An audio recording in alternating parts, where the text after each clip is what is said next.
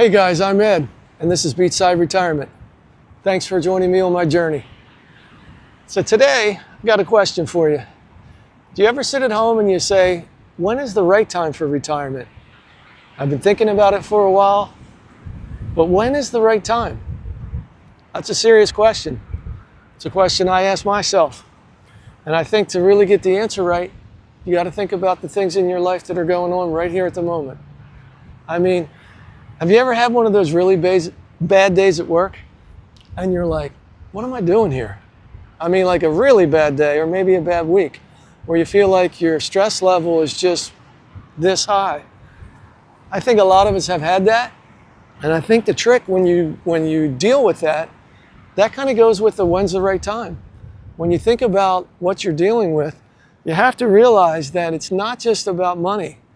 You know, you've got retirement obviously is money. I'm not going to say it's not about money, but the point that I'm trying to get at is another big part, maybe 50-50 in retirement, it's health and it's money. You've got to have your health and it's good. I'm sure a lot of you people that, again, like I'm saying, you have one of those bad days and you get over it. You're a good employee. You're the person that always does the right thing for the team. They count on you. Somebody else, maybe they don't show up. You got to pull their weight. Or maybe there's a big project coming up. They need you to work on a Saturday. So you do it. You're part of the team. You're a good person. You know I've been there. I've done that. And that's what good people do. But then when you say, like I said at the beginning of the video, when's the right time to retire? As you get older, I'm 59 and a half, you have to start to think about what's the rest of your life. Not like that I'm 59 and a half, but how much life do I have left? And then you've got that job that you're working so hard at, but you got to think about it. Am I spending my time right now on my current day, spending my whole time, saving for my future life? Whereas, not to sound selfish, but you need to take a little bit of time, I think, to clear your head and think about, what about, instead of saving for future me, what about the right now me? You know what I mean? The right now me. The right now me that needs a little bit of this. The right now me that needs a break. The one who doesn't really want to put those hours in anymore. I mean, that's not being selfish, that's just taking care of yourself.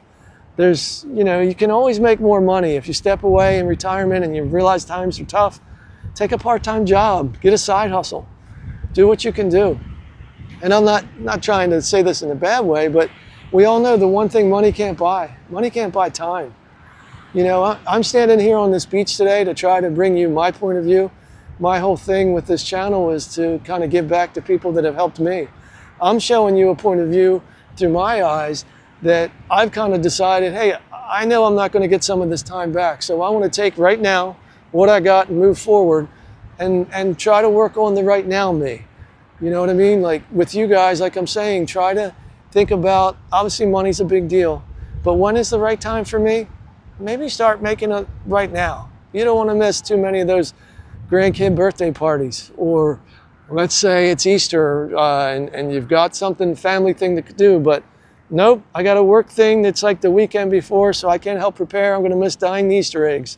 Or I'm going to be the company guy and they need my help and I'm going to miss out on whatever family function you're going to miss out on.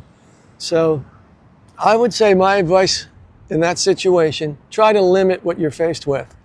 Don't be the bad guy. Don't stop being the good employee. But think on the rest of your life.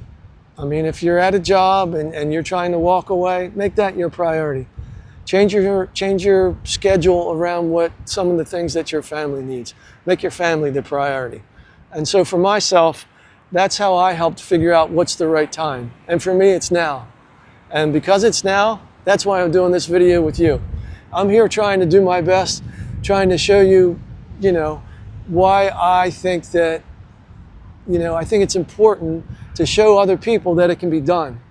I mean, there's ways to do it with meager income, moderate income. Of course, if you've got all the income and a great retirement, a pension and savings, you can just walk away. I'm not ready to totally walk away, but I'm walking away one day, and that one day starts in 2 weeks, baby. That's right. I'm going to be down this beach every weekend through spring and summer, and I'm going to be enjoying it. And I think you should too. Find your happy place, Go out to wherever makes you happy. Take a walk, clear your head, talk with your spouse, take your wife with you, take your husband with you, take your kids and say, hey guys, what do you think? What do you think we shake it up a little bit and make some more family time?